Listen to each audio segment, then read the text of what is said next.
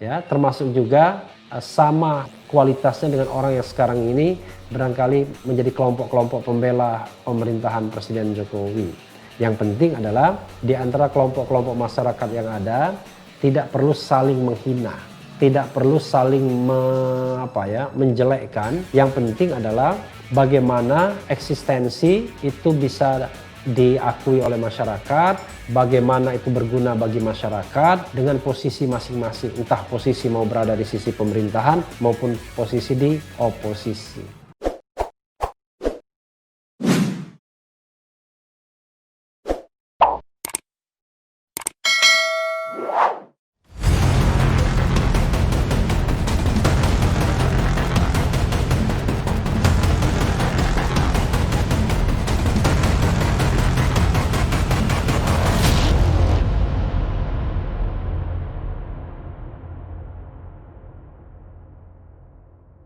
RH sekalian, jumpa lagi kita di channel yang keren ini, keren cadas ya. Kali ini saya mau berberita mengenai FPI resmi menjadi Front Persaudaraan Islam. FPI juga ya.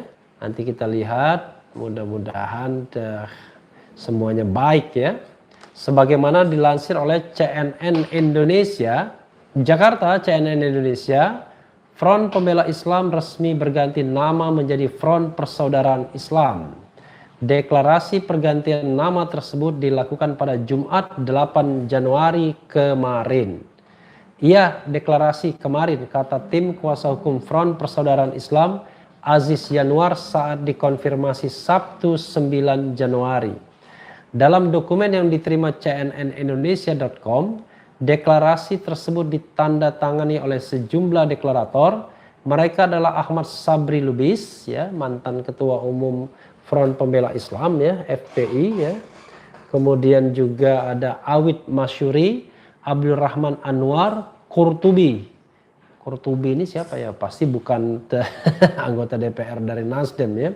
Jailani, ya, Qurtubi Jailani, Maksum Hasan, Muhsin Alatas, bukan Muhsin penyanyi tentunya ya. Tengku Muslim At-Tahiri, Umar Abdul Aziz As-Segaf. Kemudian ada Umar As-Segaf, Bagir bin Syekh Abu Bakar, Hasan As-Segaf, Faisal Al-Habsyi, Muhammad Arif Nur, Alwi Barakbab, dan Munarman. Ada juga Munarman ya. Saya bercanda kepada dia, munajat mantan preman, tapi canda saja ya sobat daerah sekalian. Dalam dokumen itu disampaikan pada 30 Desember sebenarnya saya ulangi ya, dalam dokumen itu disampaikan pada 30 Desember sebenarnya telah melakukan deklarasi Front Persatuan Islam. Namun karena nama tersebut sudah ada sejak sebelum kemerdekaan Indonesia, akhirnya diputuskan untuk kembali berganti nama. Maka dengan ini kami mewakili deklarator terdahulu menyatakan mengganti nama menjadi Front Persaudaraan Islam. Demikian bunyi poin pertama. Lalu pada poin ke-6 disampaikan bahwa Front Persaudaraan Islam kedepannya akan berkonsentrasi kepada kegiatan dakwah dan pendidikan, kemanusiaan, advokasi hukum, dan hak asasi manusia. Sebagai perwujudan pengamalan fardu kifayah dalam Islam, amar ma'ruf nahi mungkar tanpa menimbulkan kemungkaran lainnya, menampilkan wajah Islam rahmatan lil alamin dalam bingkai NKRI. Demikian tulis poin ke-6. Sebelumnya Aziz pernah mengungkapkan bahwa nama Front Persaudaraan Islam merupakan usulan dari pemimpin FPI Rizik Syihab. Nama Front Persaudaraan Islam usul dari beliau Rizik Syihab, kata Aziz Selasa 5 Januari. Diketahui pemerintah telah menyatakan Front Pembela Islam sebagai organisasi terlarang melalui SKB 6 pejabat tinggi kementerian lembaga pada 30 Desember lalu. Selain itu, pemerintah juga melarang seluruh kegiatan dan penggunaan simbol Front Pembela Islam di wilayah Indonesia. Ya, sobat RH sekalian, ya, terlepas dari apakah pelarangan FPI itu sah menurut hukum atau tidak, yang jelas memang keputusan atau SKB ini tidak di-challenge oleh Front Pembela Islam karena mereka aktivis-aktivisnya kemudian mendeklarasikan Front Persatuan Islam awalnya dan sekarang menjadi Front Persaudaraan Islam.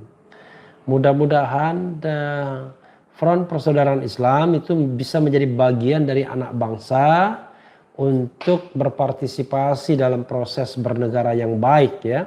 Apalagi tadi dikatakan bahwa mereka akan berkonsentrasi pada kegiatan dakwah dan pendidikan, kemanusiaan ya, humanity, advokasi hukum dan hak asasi manusia.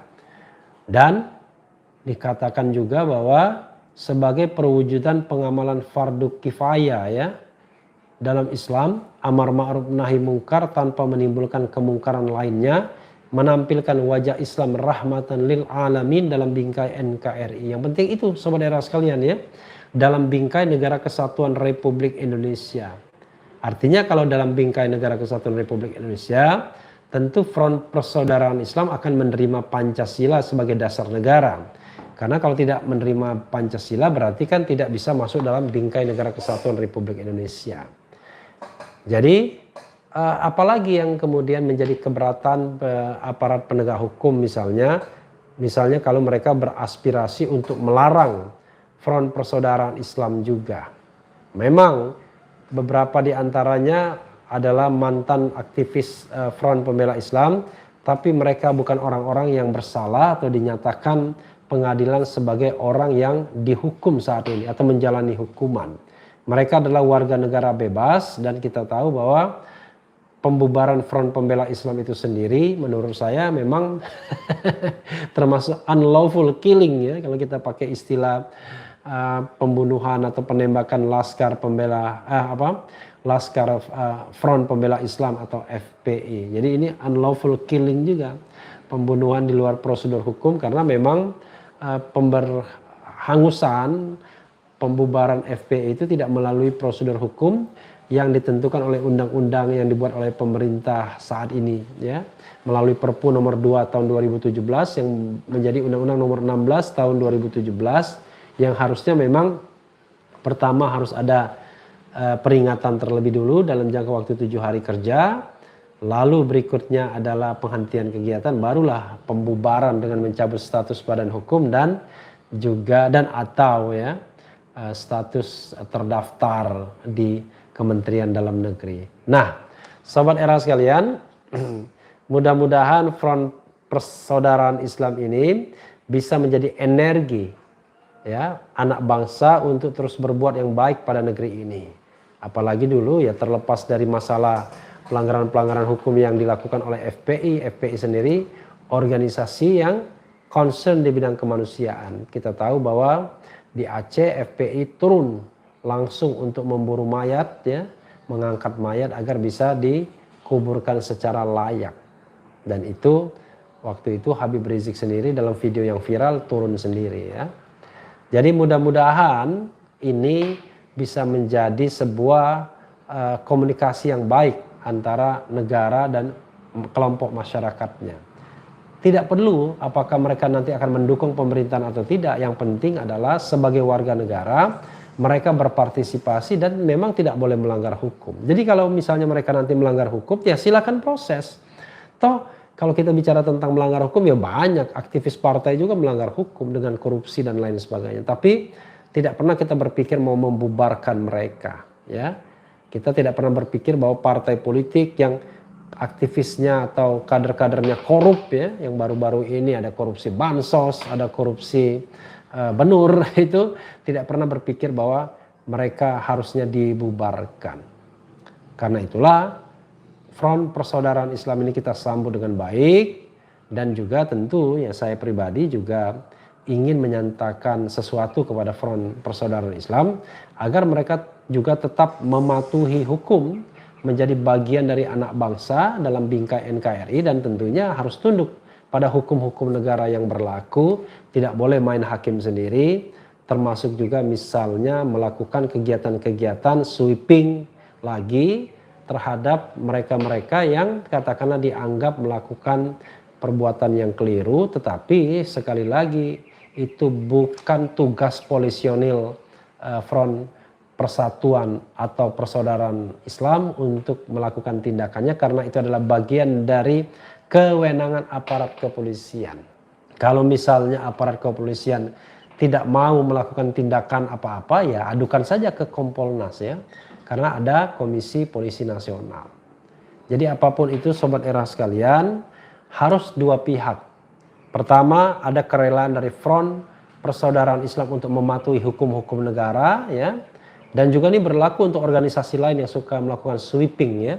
Dengan seolah-olah bahwa mereka adalah polisi moral juga ya.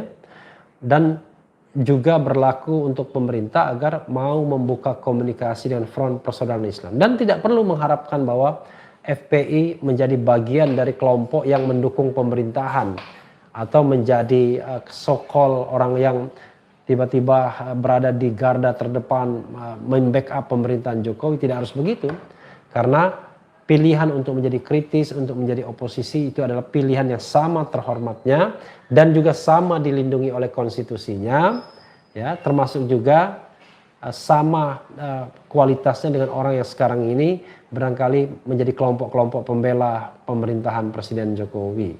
Yang penting adalah di antara kelompok-kelompok masyarakat yang ada tidak perlu saling menghina, tidak perlu saling menjelekkan. Yang penting adalah bagaimana eksistensi itu bisa diakui oleh masyarakat, bagaimana itu berguna bagi masyarakat dengan posisi masing-masing, entah posisi mau berada di sisi pemerintahan maupun posisi di oposisi. Jadi sobat era sekalian, sekali lagi rasanya tidak ada alasan bagi aparat keamanan untuk membubarkan kegiatan Front Persaudaraan Islam selama mereka patuh hukum. Dan kalaupun nanti ada langkah-langkah yang melanggar hukum, maka kita harus bisa membedakan antara oknum dan organisasinya. Yang penting tetap di channel ini, karena di channel ini Anda akan dirayu, ditipu, dibaperin, dicecar, diuber pula di jalur khusus. Karena channel ini adalah channel yang mengancam, memeras, dan membenci. Jangan lupa subscribe, like, comment, and share. Cheers.